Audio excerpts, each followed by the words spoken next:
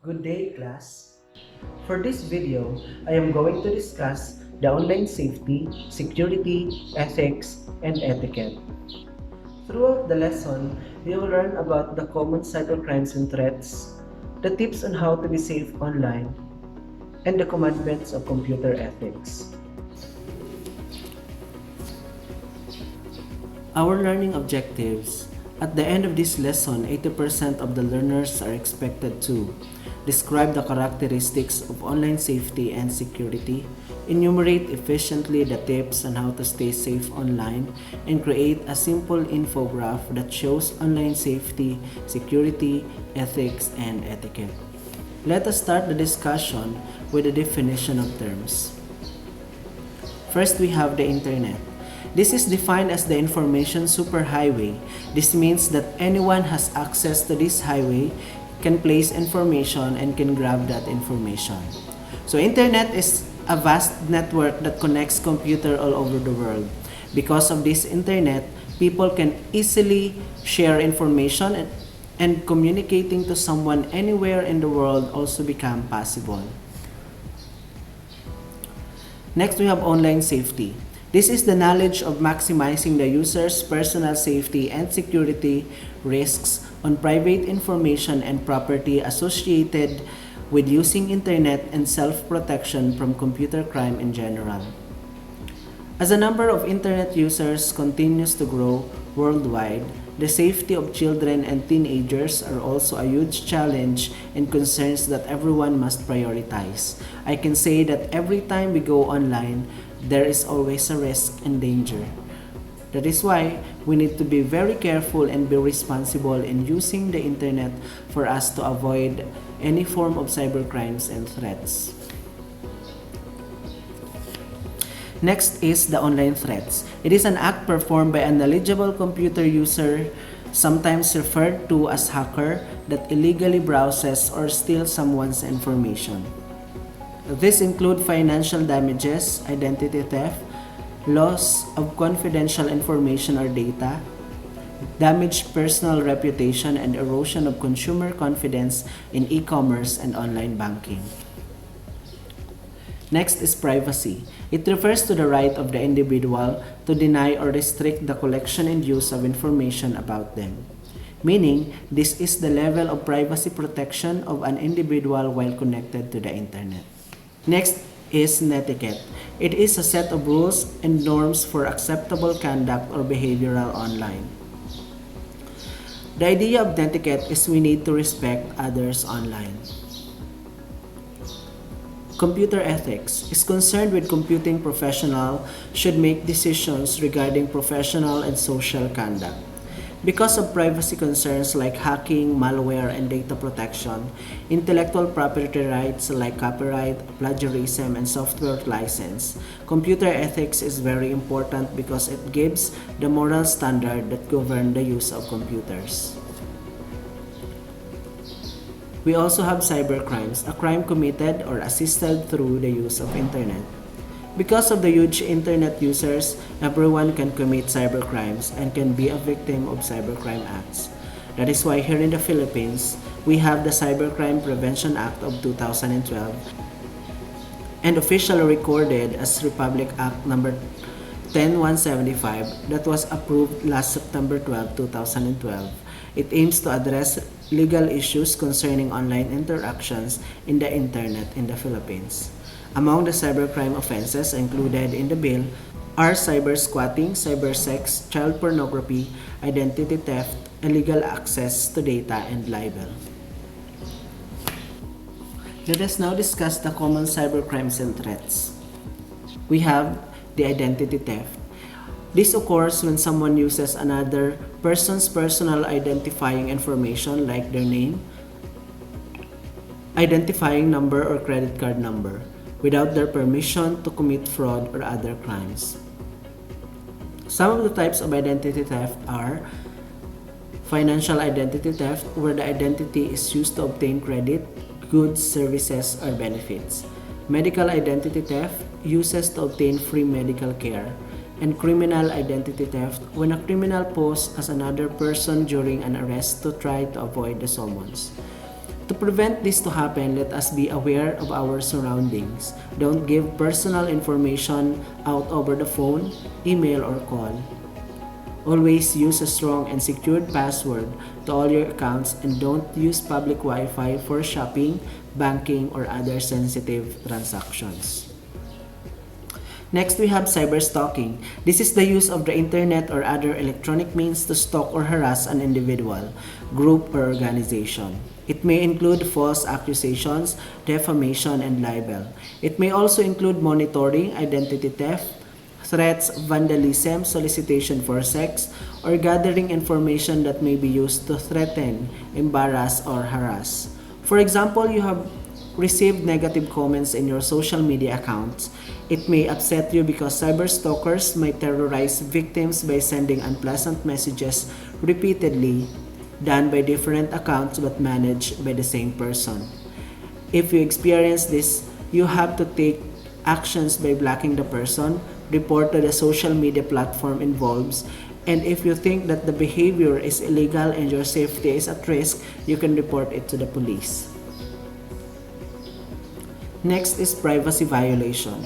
Most of today's web require the use of private data to provide users with added functionality, but low security awareness can cause improper handling of this sensitive data. Privacy violation takes place when sensitive information is illegally accessed by malicious attackers. To avoid this to happen, let us always remember to avoid installing unfamiliar applications into your gadgets.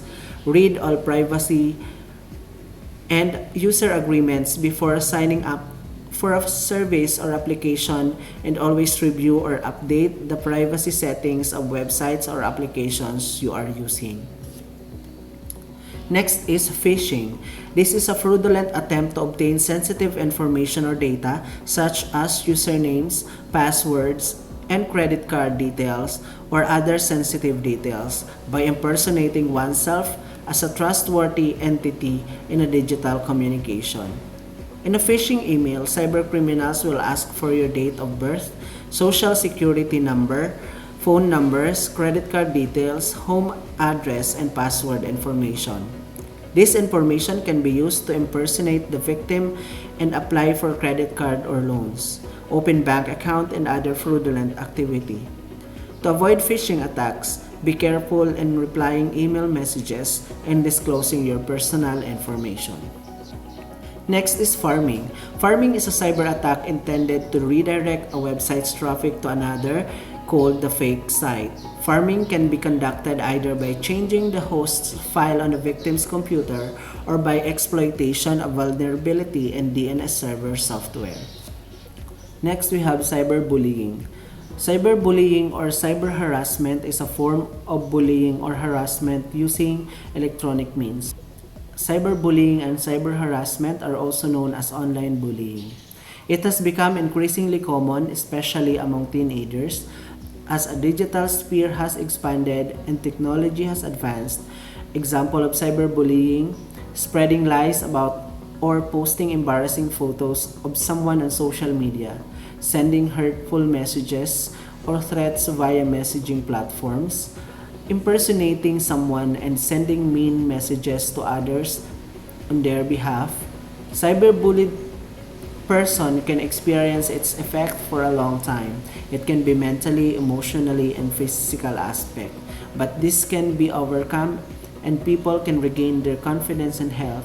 Do not be afraid to talk to your loved ones, your friends, your family, especially your parents. Next is viruses and worms. These are a malicious program designed to replicate itself and transfer from one computer to another. Next is adware, a program designed to send you advertisements, mostly as pop-ups. And then we also have the spam, an unwanted email mostly from bots or advertisers. It can be used to send malware. And then spyware, a program that runs in the background without you knowing it. It has the ability to monitor what you are currently doing and typing through keylogging. And then the last one is the Trojan, a malicious program that disguises as a useful program but once downloaded or installed, leaves your computer unprotected and allows hackers to get your information. Let us now come to the tips on how to stay safe online. Number 1, be mindful on what you share online. Because everything you post online can be seen by anyone, always consider yourself and anyone that can read your posts. Number 2, do not just accept terms and conditions, read it. It is important to remember that accepting terms and conditions constitute a legally binding contract. So it is your interest to make sure that you have read them before accepting it. Number 3, do not share your password with anyone. Use a strong password. Do not use personal information that someone might know or easily obtain. If you believe your system or social media accounts have been compromised, change your password immediately. Number 4, do not talk to strangers whether online or face-to-face. There is a lot of websites that promotes chatting with strangers. Let us always remember that giving trust to someone you just met online can give you harm. One of the reasons of the rape cases and online sex or pornography is because of chatting to someone they don't know in social media sites. Number 5, never post anything about your future vacation. And then number 6, add friends you know in real life. Number 7, avoid visiting untrusted websites. These websites usually host malware that will automatically install and compromise your computer. Number 8, if you have Wi-Fi at home, make it private by adding a password. Number 9, install and update an antivirus software on your computer. This is very important because even offline, your computer is still at risk. And one of the solutions that your computer is safe is to install and update an antivirus. Here are some examples of antivirus you can use. We have Bitdefender, ESET, Kaspersky, Norton, Avast, Smadev Antivirus, and F-Secure. Number 10, avoid downloading anything from untrusted websites. These sites usually host malware that will automatically install and compromise your computer. Number 11, buy the software. Do not use pirated ones. Software piracy is stealing of intellectual property. It is also risky to download pirated software because it may contain viruses, malware, or spyware that pose security risks. Number 12, do not reply or click links from suspicious emails. To protect yourself from phishing scams sent through email, if an email looks suspicious, don't risk your personal information by responding to it. Number 12, do not reply or click links from suspicious emails. To protect yourself from phishing scams sent through email, if an email looks suspicious, don't risk your personal information by responding to it. Let us now discuss the online ethics and etiquette. Guidelines and rules are needed in the appropriate use of computer technology. The 10 Commandments of Computer Ethics is meant as a guide to the right attitude when using the computer. These commandments was written by Dr. Ramon C. Barkin in 1992 for the Computer Ethics Institute.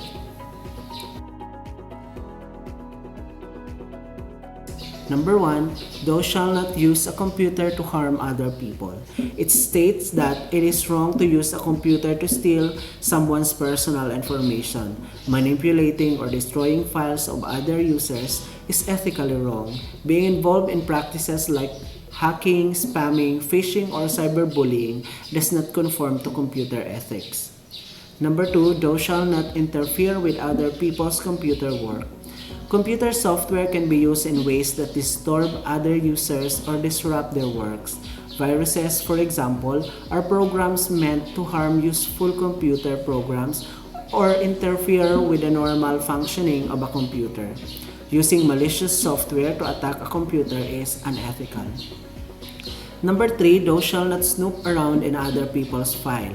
Remember that snooping around in another person's files or reading someone else's personal messages is the invasion of his privacy.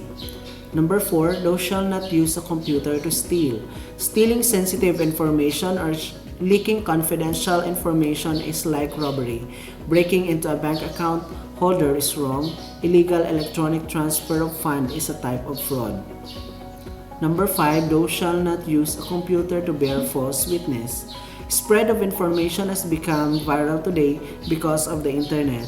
This also means that false news or rumors can spread speedily through social networking sites or emails. Direct or indirect involvement in the circulation of false information is ethically wrong. Number 6, thou shalt not use a copy software for which you have not paid. Refrain from copying software or buying pirated copies because software is copyrighted. Pay for software unless it is free. Number 7, thou shalt not use other people's computer resources without authorization. It is not ethical to hack passwords for gaining unauthorized access to a password-protected computer systems. Number 8, thou shalt not appropriate other people's intellectual output.